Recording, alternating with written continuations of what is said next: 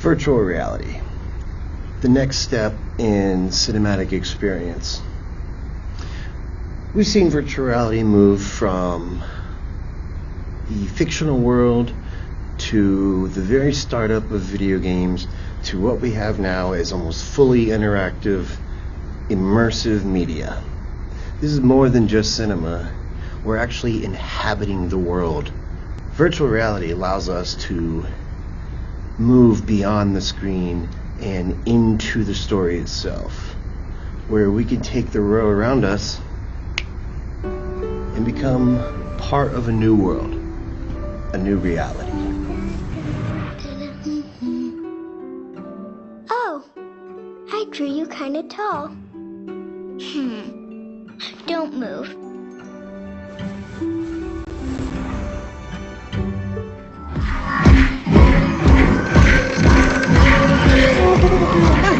What in the world?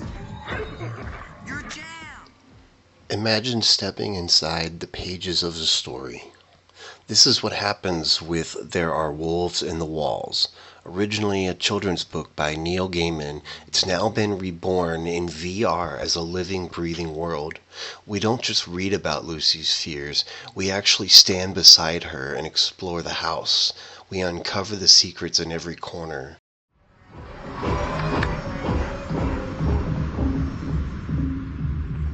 When the wolves come out of the walls, it's all over. When the wolves come out of the walls, it's all over. When the wolves come out of the walls, it's all over. That's it. I'm going in.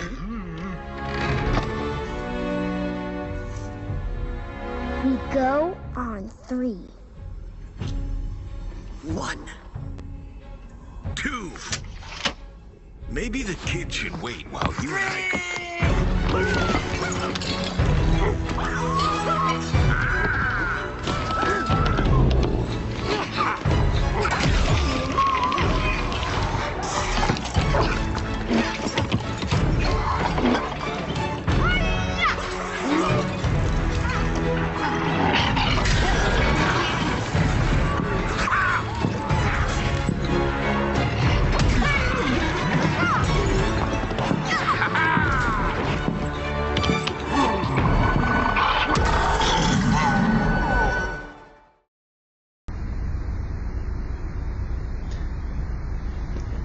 In the previous example, we've seen how we can inhabit the camera space of the character, but what of actually interacting with the story?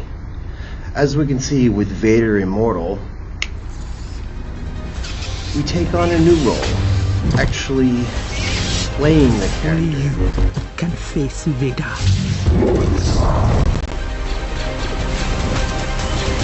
You were wise to heed my training.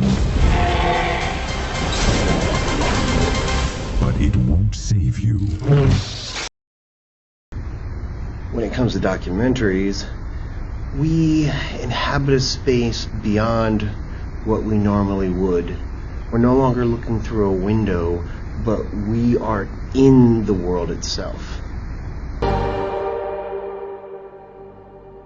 On the 30th of April 2017, I lost one of my closest friends, world-famous climber Uli Steck.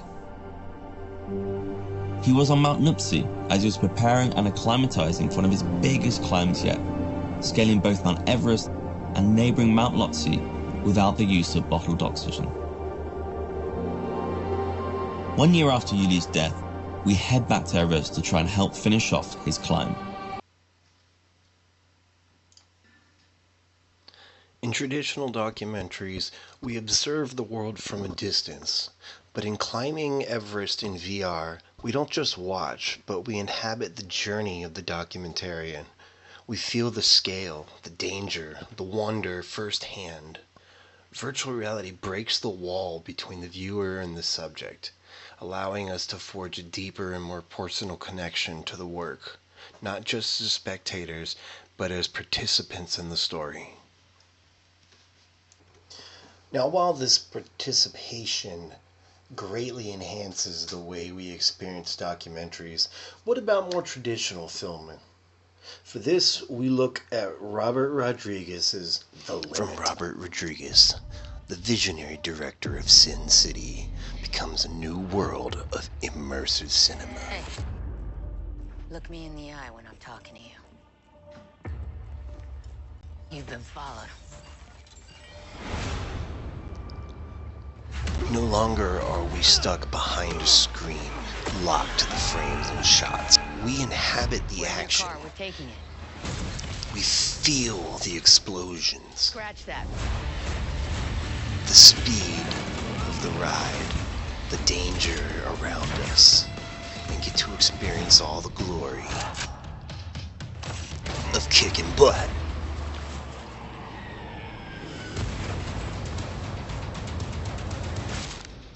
I found your teeth. You may want to pop those babies back in at some point.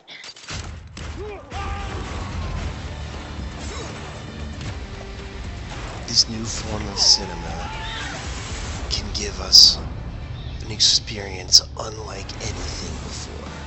It pushes the boundaries of what is film. As technology advances, the world around us is going to blur more and more with the virtual world.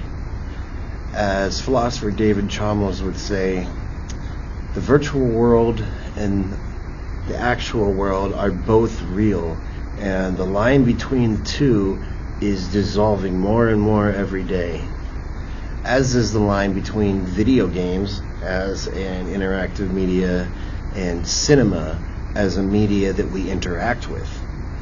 The two are meeting in a way that even philosophers are struggling with to define. For those looking for a more traditional movie-going experience, VR can greatly expand the world that we have at our fingertips. Case in point, we join the movie Popeye.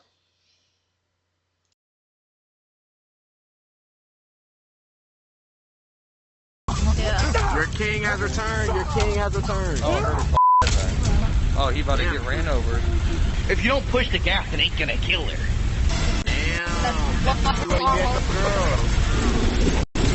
What the Get that thing in gear, man. It's moving so fast. Why is it so slow? Lawnmowers ain't that slow, bro.